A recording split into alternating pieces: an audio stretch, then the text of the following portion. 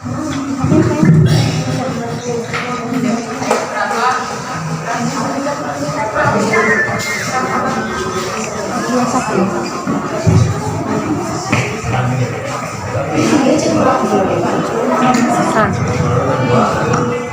Al-Imran ayat 144.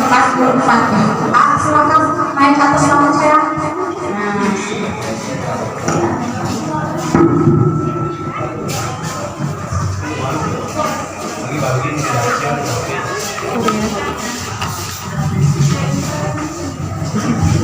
Kemarin coba kemana udah deg-degan.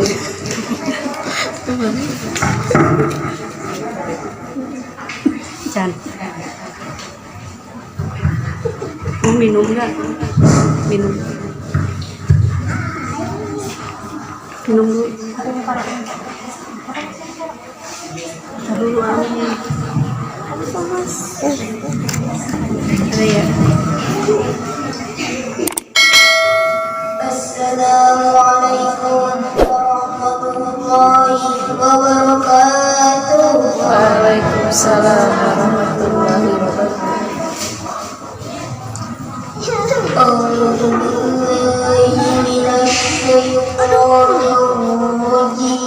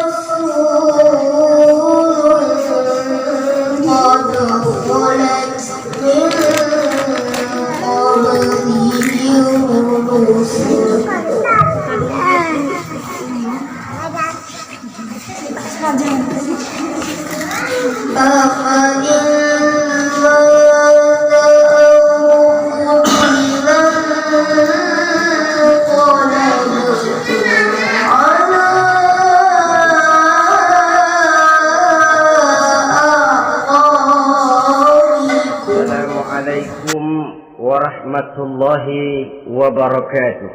Waalaikumsalam warahmatullahi wabarakatuh. Alhamdulillahillazi anzala al-Qur'an hudan lin-nasi wa bayyinatin minal huda wal furqan. Wassalatu wassalamu ala asyrafil anam wa ala alihi wa ashabihil kiram, amma ba'du. Saudara-saudara kaum muslimin rahimakumullah. Setiap penganut agama di dunia ini mempunyai sesuatu kitab yang dianggapnya sebagai kitab suci. Orang Hindu punya kitab Weda. Orang Buddha punya kitab Tripitaka. Yahudi mempunyai Taurat. Nasrani mempunyai Injil. Penganut Konghucu punya kitab Tao Te Ching. Orang Majusi punya kitab Zen Avesta. Orang Kebatinan punya kitab Serat Centani, Hidayat Jati, Darmo Gandul, atau Gatoloco.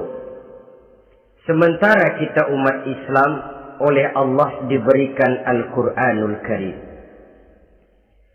Mengapa kita yakini Quran ini sebagai kitab suci? Pertama, ia bebas dari intervensi dan investasi manusiawi. Ia sepenuhnya, baik isi maupun redaksi, adalah produk dari Allah Subhanahu wa ta'ala. Kita yakini Quran kitab suci karena sampai hari ini belum ada seorang pun yang sanggup membuat seperti itu. Suatu kitab hanya dinamakan suci kalau dia bersih dari investasi dan intervensi manusia. Al-Quran ini sejak turunnya 14 abad yang lalu telah menantang, wa in kuntum fi raibin mimma nazzalna ala abdina fa'tu bi suratin min misli.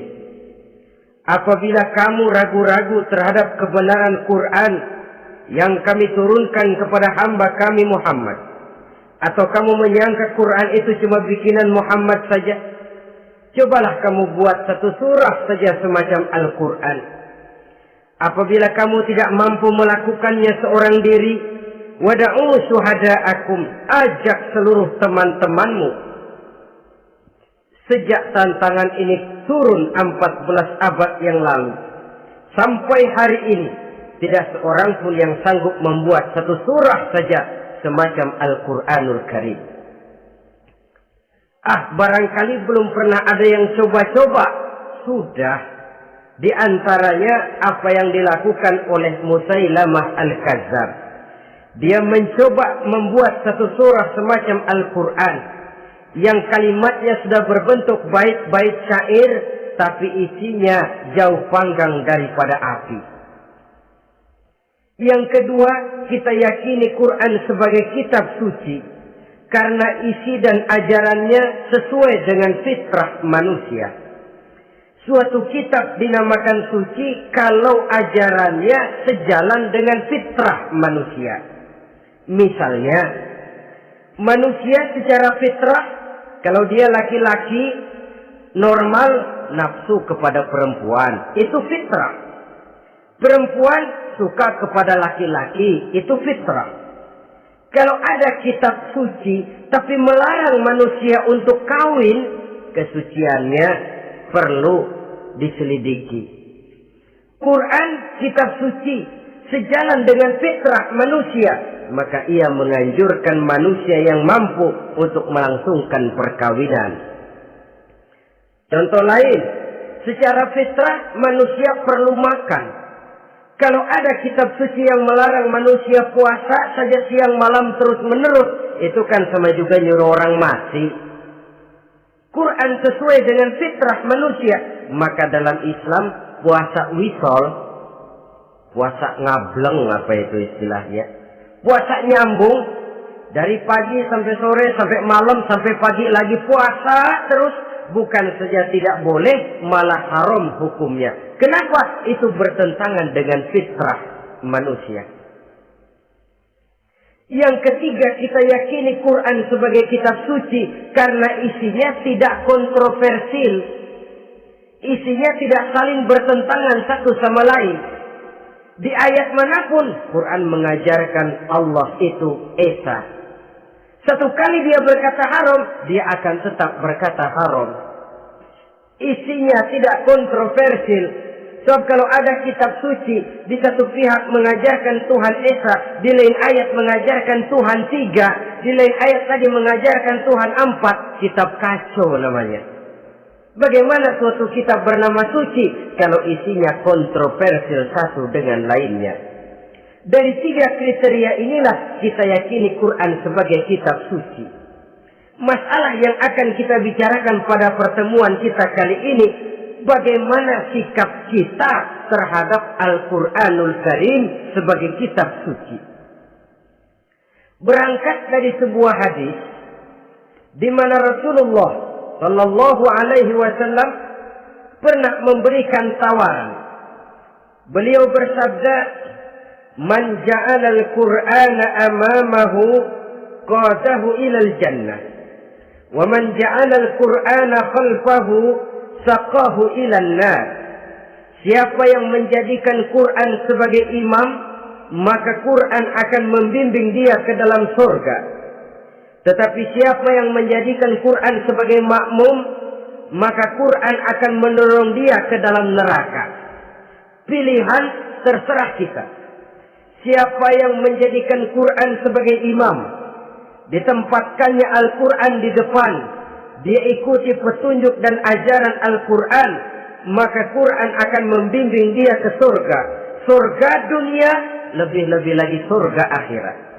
Tetapi sebaliknya, siapa yang menempatkan Quran di belakangnya, dia belakangi Al-Quran, dia belakangi perintah dan ajaran-ajaran Al-Quran, dia perturutkan hawa nafsunya dalam kehidupan ini, maka Quran akan mendorong dia ke dalam neraka. Ya, neraka dunia, lebih-lebih lagi neraka akhirat. Pilihan terserah kita. Saya mau tanya, kira-kira Quran dalam hidup kita jadi imam apa jadi makmum? Imam apa makmum? Kalau Quran jadi imam, artinya kita umat Islam jadi makmum. Resiko dan logika tentu. Makmum harus ngikuti imam. Imam takbir, makmum takbir. Imam ruku, makmum ruku. Imam sujud, makmum sujud. Imam tahiyat, makmum tahiyat. Itu namanya Quran jadi imam, kita jadi makmum. Artinya dalam terjemahannya pada kehidupan, kalau merah kata Quran, merah kita kata. Hijau kata Quran, hijau kita bilang. Ke barat kata Quran, ke barat kita pergi. Ke timur kata Quran, ke timur kita berangkat. Halal kata Quran, halal kata kita. Haram kata Quran, haram kita bilang.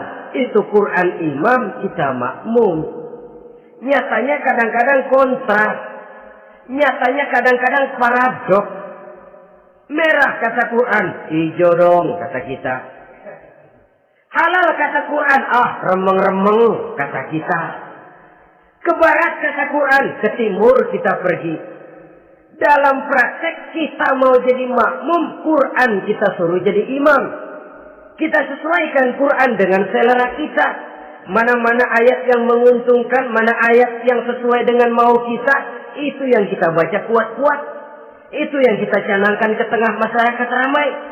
Tapi manakala Quran itu bertentangan dengan nafsu kita, bertentangan dengan gaya dan kepribadian kita, kita umpetin itu Quran.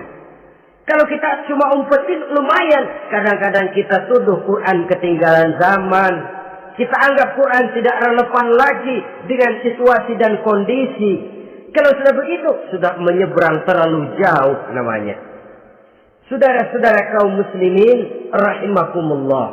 Inilah makna hadis Nabi yang diriwayatkan dari Imam Ali bin Abi Thalib, bersabda Rasul, "Man qara'al Qur'ana fastazharahu fa ahalla halalahu wa harrama haramahu adkhalahul jannah." Barang siapa yang membaca Al-Quran lalu memperhatikannya, kemudian menghalalkan yang halal dan mengharamkan yang haram, maka Allah akan memasukkan orang itu ke dalam surga. Ya surga dunia, ya surga akhirat. Apabila kita renungi hadis ini, maka untuk berimam kepada Al-Quran ada 3 jalan utama yang harus kita laksanakan. Pertama dari kalimat man qara'al Qur'an, barang siapa yang membaca Al-Quran. Ini artinya siapa yang ingin menjadikan Quran sebagai imam di dalam kehidupan, jalan pertama yang harus ditempuhnya menanamkan kegemaran membaca Al-Quranul Karim. Al-Quran gharibun fima baina qaumin la yaqra'una. Quran akan jadi asing, Quran akan jadi aneh kalau terletak di tengah rumah orang Islam yang tidak suka membaca Al-Quranul Karim. Jadi langkah pertama, tanamkan kegemaran membaca Al-Quran. Saya tidak menyalahkan kalau remaja kita gandrung kepada Stevie Wonder. Baik kalau mereka senang kepada suara emasnya Michael Jackson atau suaranya Madonna. Tapi kalau sampai harus mengalahkan kecintaan mereka kepada membaca Al-Quran, ini ironi. Sebagai orang tua, kalau anak-anak kita buta huruf Latin, katanya menghambat pembangunan. Bahkan pemerintah saja menggalakkan bebas 3B. Buta aksara diantaranya. Supaya rakyat bisa membaca huruf Latin. Kalau anak-anak kita buta huruf Latin, katanya menghambat pembangunan. Bagaimana kalau anak-anak kita buta huruf Quran? jelas saja menghambat proses kesadaran dan kebangkitan dari dunia Islam itu sendiri. Satu contoh ringan. Dulu sebelum pembangunan merata, listrik belum lagi masuk desa, kampung gelap, rumah pakai lampu minyak. Kalau kita masuk kampung, terasa banyak orang Islam. Kenapa? Di rumah sebelah sana kita dengar anak muda sedang latihan baca rawi. Sebelah sini ibu-ibu sedang selawatan. Di rumah sana remaja sedang baca Quran. Pembangunan maju, listrik masuk desa. Alhamdulillah. Tapi apa yang kemudian terjadi? Proses pergeseran nilai. Setelah listrik masuk desa, radio main kenceng-kencengan. Televisi main gede-gedean. Baca Quran sudah barang aneh, langka. Tengoklah, sekarang kalau kita masuk kampung, ada yang remaja sedang baca Quran. Rasanya kok aneh, nggak umum. Sesuatu yang baik malah menjadi nilai-nilai keanehan. Saudara-saudara kaum muslimin, rahimakumullah, tanamkan kegemaran membaca. Dalam satu hadis Nabi pesan, nawiru buyutakum bitilawatil Quran. Sinari rumah tanggamu dengan bacaan Quran. Sebab listrik ini cuma bisa menerangi gelap, tapi tidak akan sanggup menerangi hati manusia. Quran produk Allah dibaca dalam segala keadaan, tepat dan pantas. Lihat saja, orang sedih baca Quran, terhibur. Orang gembira baca Quran, tidak lupa diri. Di rumah mewah ada yang baca Quran, bagus. Di kubu keok di pinggir kali ada yang baca Quran, cocok. Orang kawin dibacakan Quran, bagus. Orang mati dibacakan Quran, tidak jelek. Dalam segala keadaan, in all season, bahasa kerennya, dia pantas dibaca. Saudara-saudara, bahkan orang sakit gigi pun kalau dengar baca Quran, tidak marah. Coba lihat. Dia senang benar lagu Michael Jackson, tapi giliran sakit gigi, coba setelin lagu Michael Jackson. Kalau nggak mencah-mencah, kamu gila apa nggak tahu saya lagi sakit gigi? Tapi coba bacakan Quran, dia pasti tidak marah. Begitu besar daya pengaruhnya. Bahkan Abu Jahal sama Abu Lahab pernah rapat. Kata Abu Jahal sama Abu Lahab, Mas Lahab, gini loh Mas. Kenapa? Ini saya pikir-pikir salah satu yang menyebabkan kenapa saudara kita banyak ikut ajaran Muhammad. Mereka kalau sudah dengar bacaan Quran terpesona. Jadi kita blokir saja. Caranya gimana? Kasih pengumuman kepada Quraisy, jangan sekali-kali mau dengerin Muhammad baca Quran. Kamu juga jangan. Dan kamu, saya pun begitu. Mari kita janji, tidak mau dengar bacaan Quran. Salaman, pulang ke rumah masing-masing. Dapat 1 hari tahan, 2 hari bertahan, 3 hari, seminggu ke atas, Abu Jahal mulai ada semacam rindu, kangen, pengen dengar ayat Quran. Karena secara pribadi dia mengakui keindahan gaya bahasanya jauh lebih tinggi dari kemampuan penyair Quraisy. Isi ajarannya sangat dalam dan menyentuh segi-segi kehidupan manusia. Nggak tahan Abu Jahal kayak dikilikin hatinya. Keluar rumah mindik-mindik, ngumpet-ngumpet. Ngempet di rumah Nabi. Pengen dengar Nabi baca Quran. Rupanya Abu Lahab sama. Pikir Abu Jahal, Abu Lahab nggak bakalan keluar. Abu Lahab berpikir, Jahal pasti di rumah. Dua-duanya bareng berangkat ke rumah Nabi. Cuma yang satu dari sebelah barat, yang satu dari sebelah timur. Ngempet, ketemu di sudut, sama-sama kaget. Jahal, loh kamu Lahab? Iya, kamu ngapain? Lah kamu ngapain? Akhirnya sama-sama malu. Sama-sama tidak bisa menahan diri. Akhirnya sama-sama ngakui. Bagaimanapun kita harus akui bahwa Al-Quran ini mengandung daya pesona yang sangat luar biasa. Itu dari segi bacaan. Belum lagi dari segi ajaran. Belum lagi dari segi isi. Tanamkan kegemaran membaca Al-Quran. Sampai-sampai Nabi katakan, Innal ladzi laisa fi jawfihi syai'un minal Quran kal baitil kharib. Orang yang dari tenggorokannya belum pernah keluar ayat Quran barang sepotong pun, belum pernah ngaji barang seayat pun, itu orang kata Nabi kal baitil kharib, kayak rumah kosong. Rumah kan kalau kosong biar bagus, mewah, besar, perabotannya lengkap. Kalau kosong, angker. Setan kuntilanak memedi, betah benar di situ. Saudara-saudara kaum muslimin rahimakumullah. Dalam satu percontohan Nabi mengatakan begini. Masalul mu'minil ladzi yaqra'ul Qur'an kamasalil utrujah. Rihuha thayyibun wa ta'muha thayyibun. Orang mukmin yang suka membaca Quran adalah ibarat buah utrujah. Baunya wangi, rasanya lezat. Kira-kira kalau di negeri kita buah apa utrujah itu? Semacam jeruk yang manis lah. Sudah baunya wangi, rasanya enak. Itu buah. Orang mukmin yang suka baca Quran kayak buah itu. Baunya wangi, rasanya enak. Artinya syiarnya hidup, isinya memang orang mukmin. Sebaliknya, wa masalul mu'minil ladzi la yaqra'ul Qur'an kamasalit tamrah la riha laha wa ta'muha hulwun. Orang mukmin yang tidak suka baca Quran kayak korma. Rasanya emang manis, cuman kagak ada baunya. Artinya apa? Syiarnya kurang. Kalau orang belum tapi kenal kan kagak mau makan korma. Kenapa? Nggak ada baunya. Daya tariknya kurang walaupun rasanya enak. Kalau daya tariknya nggak ada, kan nggak ada iklannya, tidak ada syiarnya. Itu orang mukmin yang tidak suka membaca Quran. Ibarat buah, nggak ada baunya, walaupun rasanya enak. Orang kurang tergerak, kurang syiar, kurang daya tarik. Sebaliknya, wa masalul munafiq allazi yaqra'ul Qur'an kamasalir raihanah. Rihuha thayyibun wa ta'muha murrun. Orang munafik yang suka baca Quran seperti buah raihanah. Apa itu?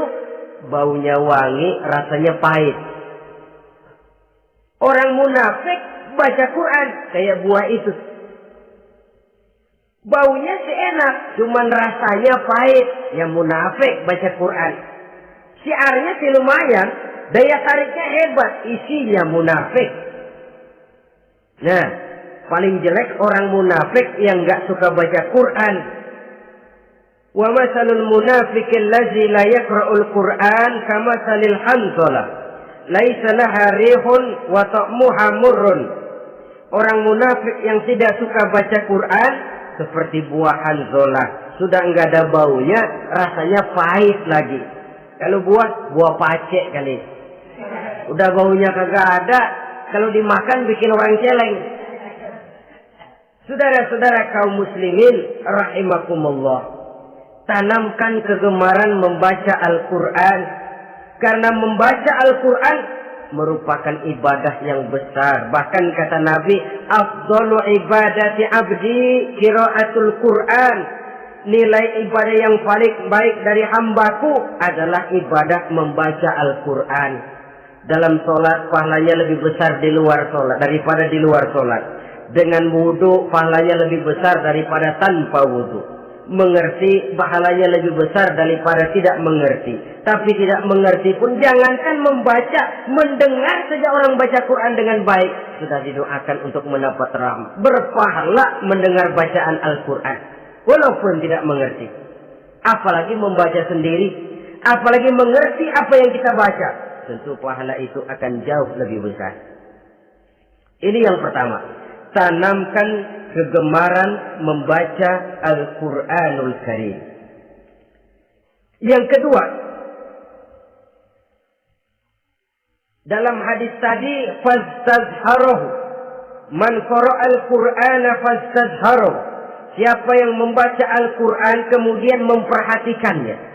Jadi kalau kita mau berimam kepada Al-Quran, setelah menanamkan kegemaran membaca, yang kedua, perhatikan, pahami isinya.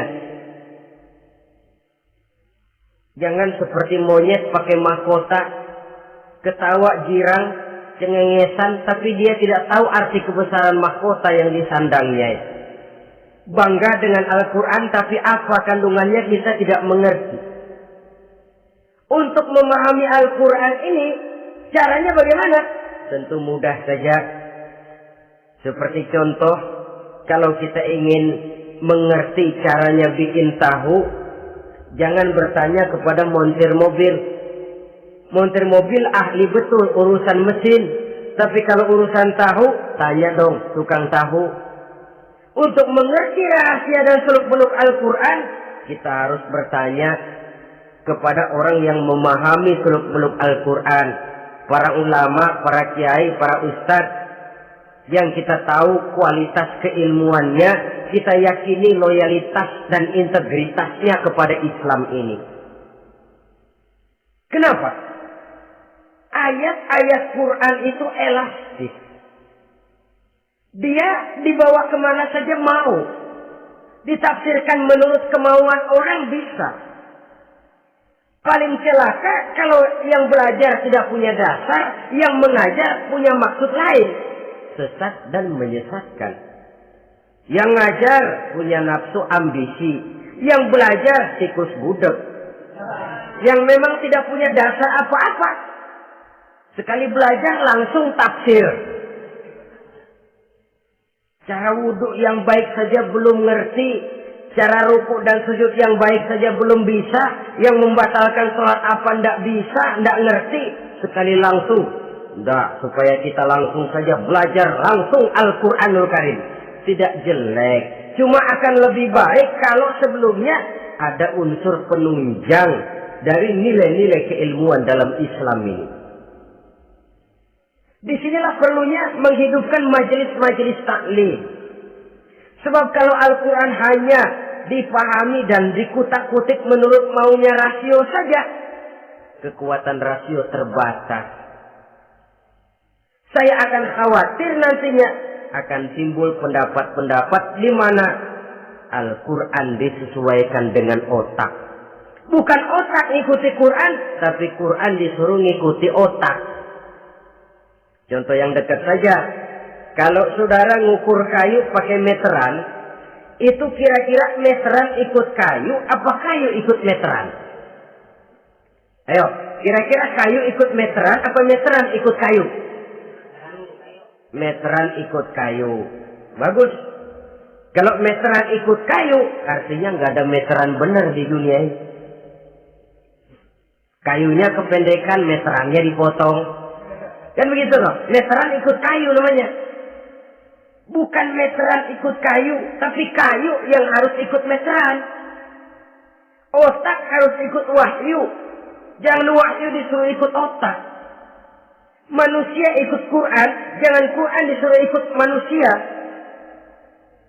Dan kaum orientalis, ya, orang barat di luar Islam yang mendalami, mempelajari Islam dengan tujuan mencari kelemahan Islam untuk menghantam umat Islam.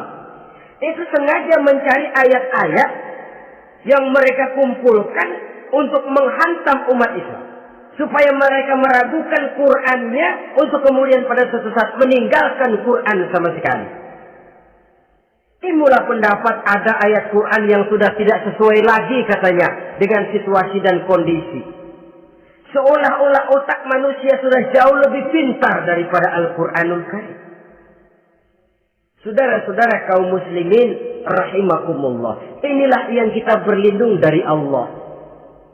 Sebab secara demikian dengan kata lain kita secara tidak sadar sudah mengurangi kemahamutlakan dan kesempurnaan dari Allah Subhanahu wa taala.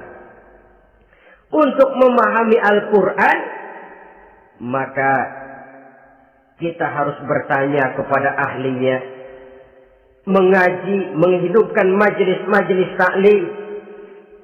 Jangan sampai Al-Quran menjadi awam di tengah masyarakat Islam sendiri. Ini jalan yang kedua, memahami isinya. Sehingga dengan demikian, manakala Al-Quran dibacakan orang, pemikiran kita tidak lagi terpusat kepada kemerduan suara orang yang membaca, tapi tertuju kepada isi yang dikandungnya. Sehingga dalam kondisi semacam itu, boleh jadi tiap kali dibacakan Al-Quran, nilai iman makin tambah. Kita dengar orang baca, alam tara kaifa fa'ala rabbuka bi ashabil fil. Terbayang oleh kita bagaimana Raja Abrahat dengan pasukannya mau menghancurkan Ka'bah. Bagi Allah cukup menurunkan burung ababil, hancur lebur Abrahat, raja besar dengan seluruh pasukan gajahnya, berantakan dibuatnya cuma dengan burung ababil. Allah Maha Besar, Allah Maha Kuasa. Tambah iman. Kalau tidak, ya seperti yang banyak terjadi. Quran menceritakan azab, kita malah kesenangan.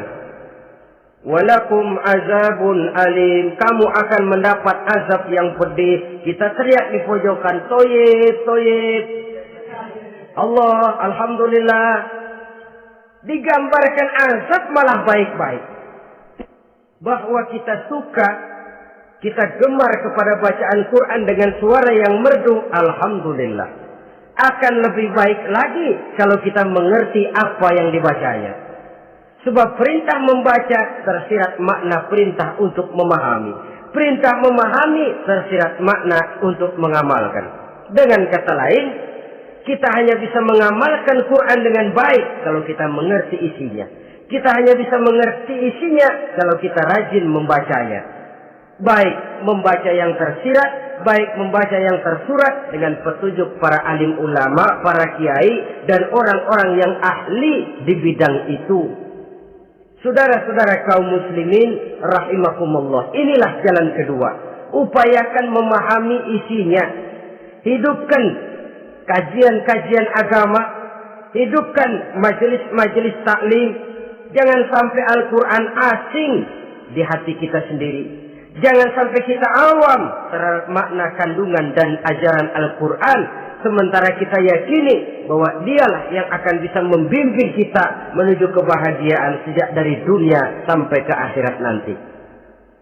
Jalan ketiga untuk berimam kepada Al-Quran, setelah menanamkan kegemaran membaca, lalu berupaya memahami isinya, yang ketiga adalah mengamalkannya dalam kehidupan sesuai dengan kemampuan yang kita miliki. Quran tidak akan membawa berkah kalau ajaran yang terkandung di dalamnya kita baca, tapi kemudian kita injak-injak dalam praktek kehidupan. Quran mengatakan riba haram, tapi praktek kita dalam hidup malah senang betul kepada riba. Quran mengajarkan jagalah kesatuan persatuan dan ukhuwah Islamiyah. Praktek yang kita lakukan malah centang perenang, malah saling bertolak belakang, malah kadang menjegal kawan seiring, menggunting dalam lipatan, ramai kita dengan kita. Lalu kelemahan pun menjadi kenyataan di mana-mana. Quran sekali lagi tidak akan membawa berkah kalau yang kita baca kita injak-injak. Tentang pengamalan Al-Quran ini, Allah Subhanahu wa ta'ala mengklasifikasi manusia dalam firman-Nya. Tsumma awrasna al-kitaba allazina astafaina min ibadina. Kemudian kami wariskan Al-Quran ini kepada hamba-hamba kami yang kami pilih. Ya Allah, coba saja kita lihat ayat ini. Quran kitab pilihan, diberikan kepada umat pilihan, yaitu kita-kita ini. Lalu bagaimana umat pilihan ini setelah menerima Al-Quran? Terbagi dalam 3 kelompok besar. Pertama kata Allah, faminhum zalimun li nafsihi. Di antara mereka ada yang setelah menerima Al-Quran kemudian zalim kepada dirinya sendiri. Artinya hanya mulutnya saja yang menerima Al-Quran, tapi perbuatannya menginjak-injak Al-Quran. Orang semacam ini tidak zalim kepada Allah, tidak zalim kepada Rasulullah, tetapi orang semacam ini zalim kepada dirinya sendiri. Dia terima Quran dengan mulutnya, tapi dia injak-injak Quran dengan perbuatannya. Na'udzubillah summa na'udzubillah.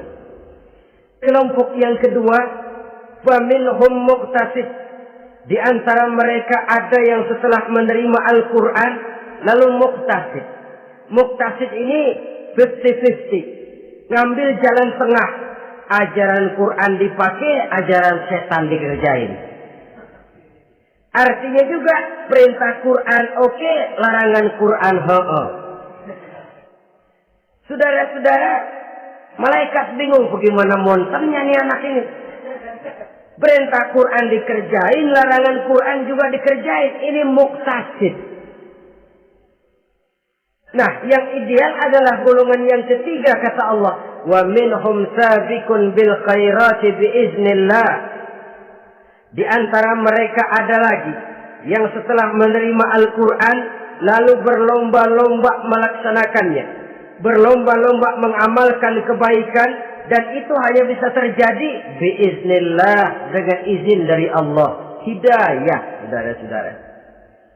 Berapa banyak orang yang mengerti Quran tapi hidupnya jauh dari cahaya Quran. Berapa banyak orang yang ahli Quran tapi cahaya Quran tidak menerangi kehidupannya.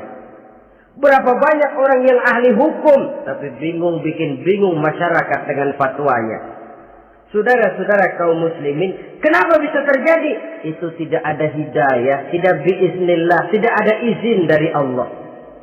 Maka bisa membaca Quran, alhamdulillah. Bisa memahaminya, kita bersyukur kehadirat Allah. Lebih penting dari itu, kita mohon hidayah agar bisa mengamalkannya sesuai dengan kemampuan kita. Saudara-saudara kaum muslimin rahimakumullah. Mana yang lebih banyak di zaman kita sekarang ini? Kita bisa analisa. Ada yang menerima Quran hanya dengan mulutnya saja. Kalau ditanya, Tuhanmu siapa? Allah. Kiblatmu mana? Ka'bah. Saudaramu siapa? Umat Islam. Kitab sucimu apa? Quran. Kamu bisa baca? Enggak.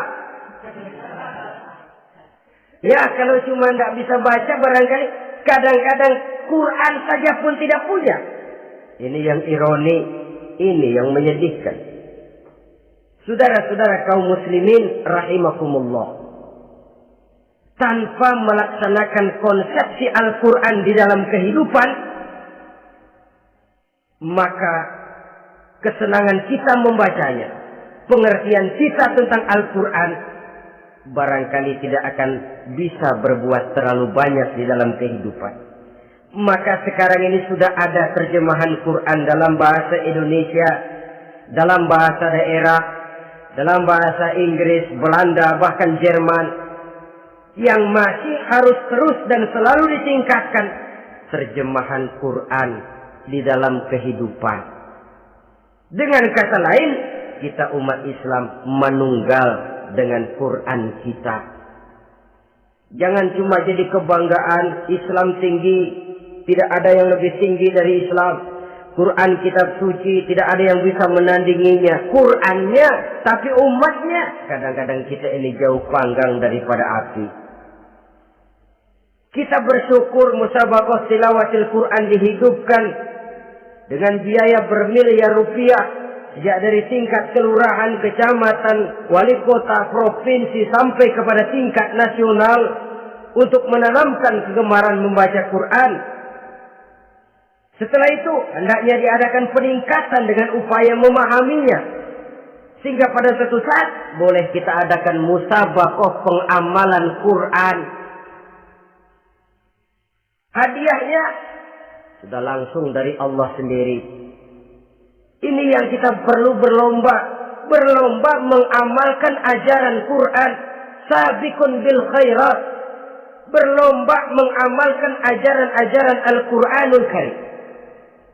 Nah, oleh karena Al-Quran ini dalam bentuknya yang umum kadang-kadang hanya menjelaskan satu persoalan secara global, kita memerlukan tuntunan sunnah dari Rasulullah Sallallahu Alaihi Wasallam. Umpamanya, Quran hanya mengajarkan aqimis sholat, dirikan sholat. Caranya bagaimana? Tidak ada cara sholat dalam Quran.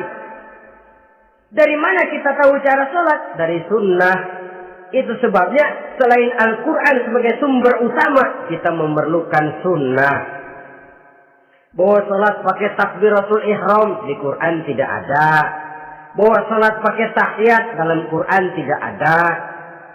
Jadi kalau orang cuma Cuma Quran saja, tidak ada sunnah itu. Ya bagaimana kita bisa sholat? Quran cuma mengatakan wa atimul hajja wal umrata lillah. Laksanakan haji dan umrah karena Allah. Bagaimana manasik haji? Bagaimana cara sa'i? Bagaimana cara wukuf? Bagaimana cara melontar? Tidak ada dalam Quran. Yang memuat itu tidak lain sunnah. Untuk memahami Quran dan sunnah ini, kita memerlukan orang yang menguasai Quran dan sunnah. Oleh karena itu, kita perlu petunjuk kepada para ulama. Itu sebabnya Quran sendiri mengatakan, wa in tanaza'tum fi syai'in farudduhu ila Allahi wa rasulih. Apabila kamu berbeda pendapat tentang suatu persoalan, kembalikan kepada Allah dan Rasulnya. Kembalikan kepada Allah artinya kembalikan kepada Quran. Kembalikan kepada Rasul maksudnya kembalikan kepada sunnah. Siapa yang mengerti Quran dan sunnah? Para ulama yang kualitas ilmunya kita yakini, loyalitas dan kredibilitas serta integritas keislamannya bisa menjadi panutan. Saudara-saudara kaum muslimin rahimakumullah. Dengan demikian, kalau orang berkata langsung saja memahami Quran, sekarang kan sudah banyak terjemahannya, tidak usah lewat ulama-ulamaan. Saya tidak mencela, cuma agak mengkhawatirkan. Kalau dia memahami Quran cuma sekedar lewat terjemahannya saja, sangat mungkin jadi dia bisa salah paham. Kita memerlukan bantuan sunnah, kita memerlukan petunjuk para ulama yang menguasai di bidang itu. Kembalikan kepada Quran dan sunnah, artinya bertanya kepada orang yang memahami Quran dan sunnah. Nah, dengan begitu kan akan terjadi perbedaan pendapat. Perbedaan pendapat sesuatu yang halal sepanjang tidak menyebabkan kita berpecah belah. Halal berbeda pendapat. Asal diletakkan pada proporsinya. Apalagi kalau perbedaan pendapat itu cuma masalah teknis, bukan masalah prinsip. Kenapa tidak pulang saja kepada tuntunan Quran? Lana a'maluna walakum a'malukum. Kami akan mengamalkan amalan yang kami yakini benarnya. Saudara persilahkan mengamalkan amalan yang saudara yakini benarnya. Sama-sama punya alasan, sama-sama punya dalil. Tidak usah saling menyalahkan. Tidak usah saling mengklaim, merasa yang paling benar, orang lain salah semua. Kemukakan argumen, jangan sentimen. Harus dengan semangat mencari kebenaran, bukan untuk mencapai kemenangan. Kalau sentimen lebih penting dari argumen, kalau kemenangan lebih diutamakan dari mencari kebenaran, yang berlaku kadang-kadang gengsi. Kalau sudah gengsi, yang bicara emosi.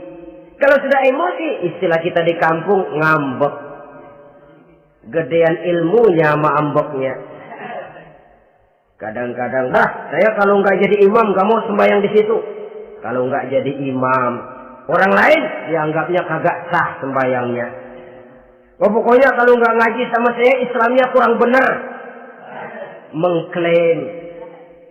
Perbedaan pendapat wajar, halal, asal tidak menyebabkan kita berpecah belah.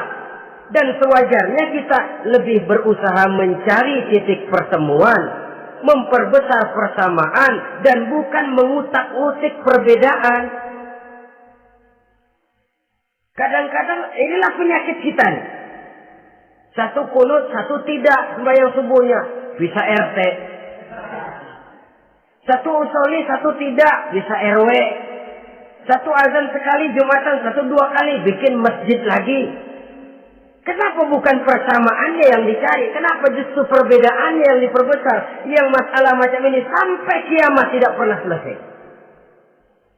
Kan lebih baik kalau kita ditanya orang, Pak, sholat subuh itu pakai kunut apa tidak sih? Kalau saya pakai. Kalau yang tidak pakai kunut bagaimana Pak? Betul, kata yang tidak pakai. Jadi yang pakai kunut betul? Betul, karena saya pakai kunut. Yang tidak juga betul? Betul, kata yang tidak pakai. Kalau yang kunut betul, yang tidak kunut betul, lalu yang salah yang mana Pak? Yang salah yang subuh nggak sembahyang. Lebih objektif, proyek garapannya ada, umat tidak berpecah belah. Yang konyol kadang-kadang khutbah Jumat pakai membongkar khilafiyah. menghantam tahlil, menghantam kunut. Selesai sembahyang Jumat, apa yang terjadi? Umat resah, masyarakat gelisah, polemik timbul, masalah tidak terselesaikan. Orang jadi khotib itu raja dalam mimbar Jumat. Siapa yang mau bantah dia? Kalau memang mau buka itu persoalan khilafiyah, buka dalam forum khusus. Adakan pengajian, jelaskan masalahnya secara luas, mendasar. Jangan mengklaim dan memvonis. Berikan kebebasan kepada umat untuk menilai masalahnya selesai. Yang tidak puas bisa bertanya. Saudara-saudara, sudah lewat masanya kita meributkan soal itu. Sudah datang waktunya di mana kita lebih mementingkan dan membicarakan masalah-masalah yang lebih mendesak dihadapi oleh umat. Kemiskinan misalnya, kebodohan misalnya, keterbelakangan umpamanya, peluang untuk mendapatkan pendidikan yang layak bagi anak-anak kita yang berotak cerdas tapi tidak punya kemampuan ekonomi umpamanya. Itu akan lebih objektif ketimbang kita membicarakan masalah-masalah yang sampai kiamat tidak akan pernah selesai. Yang hanya akan menyebabkan kita menjadi lemah, persatuan koyak, solidaritas sosial lalu menurun, saling curiga menjadi tumbuh karenanya, dan pada akhirnya kita tidak akan pernah bisa berbuat banyak. Untung kalau tidak menjadi tertawaan bagi orang yang berdiri di luar pagar. Saudara-saudara kaum muslimin rahimakumullah. Sekali lagi, Al-Quran tidak akan membawa berkah kalau yang kita baca kita injak-injak. Oleh karenanya, untuk berimam kepada Quran ini, sekali lagi pertama, tanamkan kegemaran membaca. Yang kedua, upayakan memahami isinya melalui bimbingan orang yang ahli bidang itu. Yang ketiga, amalkan sesuai dengan kemampuan. Sebab itu ada prinsip, kalau isi suatu hadis nampaknya bertentangan dengan otak, kesohihan hadis itu boleh diperiksa. Tapi kalau ayat Quran nampaknya bertentangan dengan otak, otaknya yang harus diperiksa. Jangan Qurannya lalu disesuaikan dengan otak. So kalau kita sudah berani berteori, ada ayat Quran yang tidak sesuai dengan keadaan. Ayat yang mana? Yang ini. Tahun depan tambah lagi. Tahun depan tambah lagi. Makin lama makin habis Al-Quran itu. Yang perlu diperbarui cara kita memahami Quran. Bukan dengan mengemukakan teori ayat Quran kehilangan relevansi. Cara kita memahami barangkali yang kurang relevan. Dalam situasi, dalam konteksnya dengan situasi dan kondisi. Jangan lupa, Al-Quran ini kan untuk semua umur. Dia bisa dipahami secara filosofis, dia bisa dipahami dengan kacamata orang awam. Tingkat kemampuan berpikir orang tidak semuanya sama. Kalau semua orang kita mau ajak berfilsafat, merenung dalam-dalam, menerawang tinggi-tinggi, ialah buat mereka yang terjangkau oleh perguruan tinggi. Tapi buat saudara-saudara kita, pedagang-pedagang kecil, petani di desa-desa terpencil, remaja-remaja yang jauh dari sentuhan teknologi canggih, sanggupkah mereka berpikir filosofis? Sementara mereka merupakan bagian terbesar dari kondisi umat ini.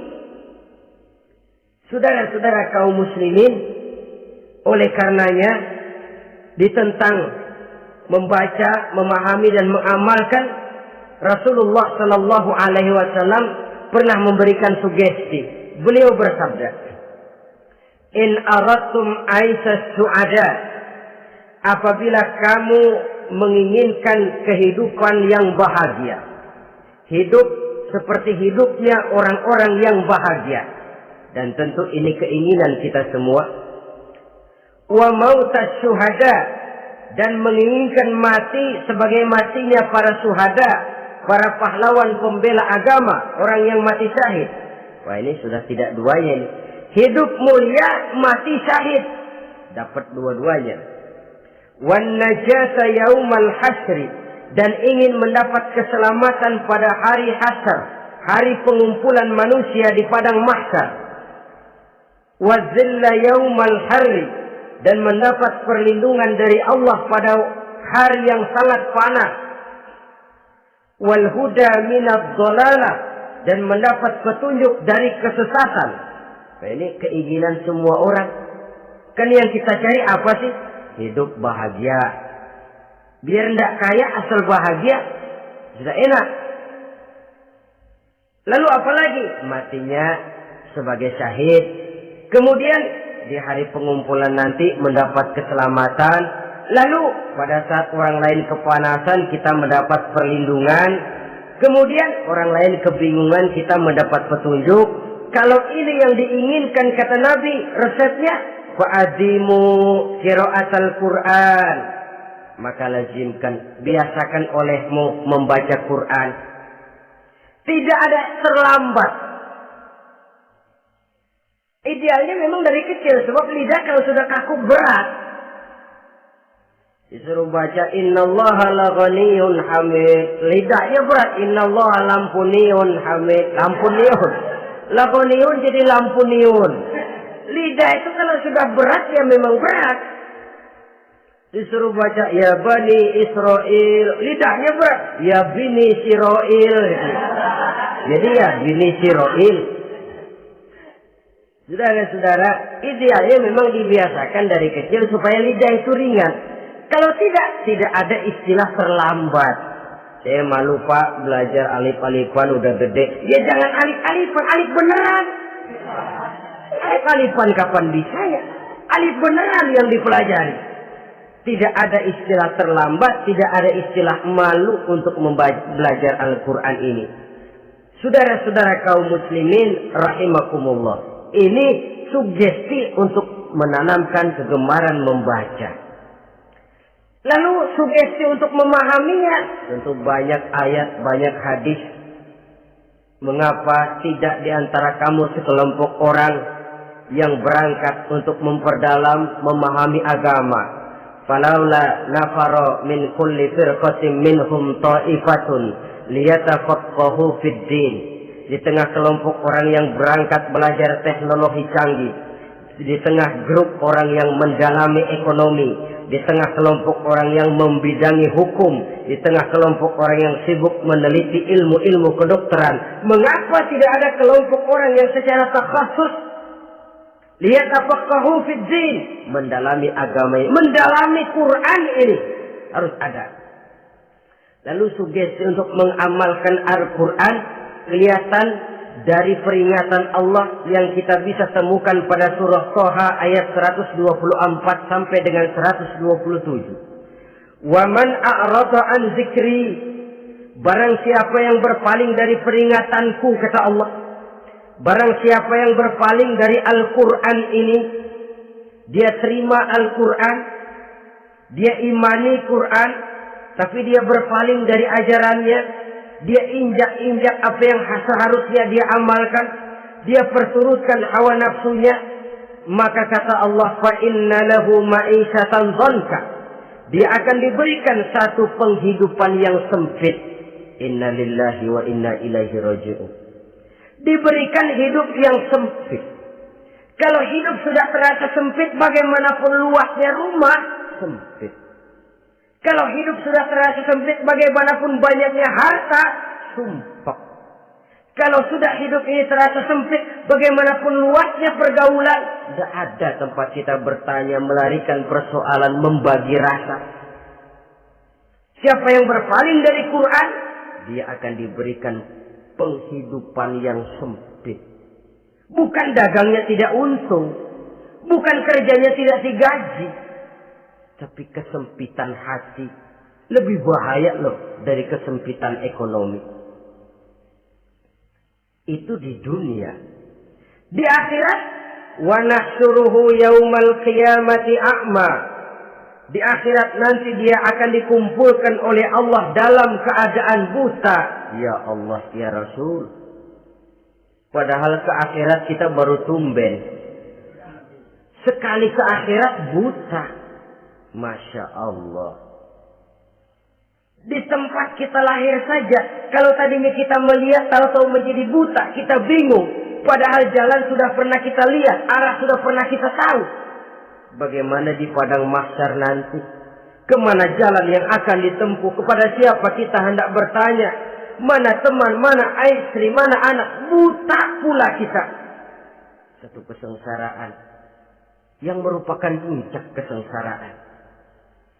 Dikala itu orang yang semacam tadi protes, Rabbi, lima hasyartani a'ma wa qad kuntu basira. Wahai Allah, kenapa hari ini saya dikumpulkan dalam keadaan buta? Padahal ketika di dunia dulu saya melihat, saya menyaksikan gunung yang menjulang tinggi ke angkasa. Saya melihat lautan yang luas terhampar biru membentang. Saya saksikan luas tanah, sawah luas menguning. Saya saksikan keindahan alam. Di dunia saya melihat Allah. Kenapa sekarang saya dikumpulkan dalam keadaan begini? Protes dia, tidak terima dia. Allah jawab, "Kadzalika atatka ayatuna fanasisaha." Kata Allah, begitulah memang. Dahulunya waktu di dunia telah datang ayat-ayat kami kepadamu. Telah turun Al-Quran. Telah datang agama. Fanasisaha. Tapi kamu lupakan dia. Kamu lupakan Quran. Kamu lupakan Islam. Datang ayat, turun Quran, turun agama. Kamu belaga pilon. Kamu belaga enggak tahu. Wa kadzalikal yauma tunsa. Maka hari ini pun begitulah kamu dilupakan. Sebagaimana dulu waktu di dunia, kamu telah melupakan ayat-ayatku, melupakan kitabku, melupakan ajaran-ajaranku. Hari ini kamu pun dilupakan. Seolah-olah Tuhan cuma nggak bilang, mereka protes, Tuhan, kenapa saya buta padahal di dunia saya ngeliat? Kata Tuhan, kalau bahasa kita, lu rasain. Lu sih, kenapa dulu di dunia? Pura-pura nggak lihat.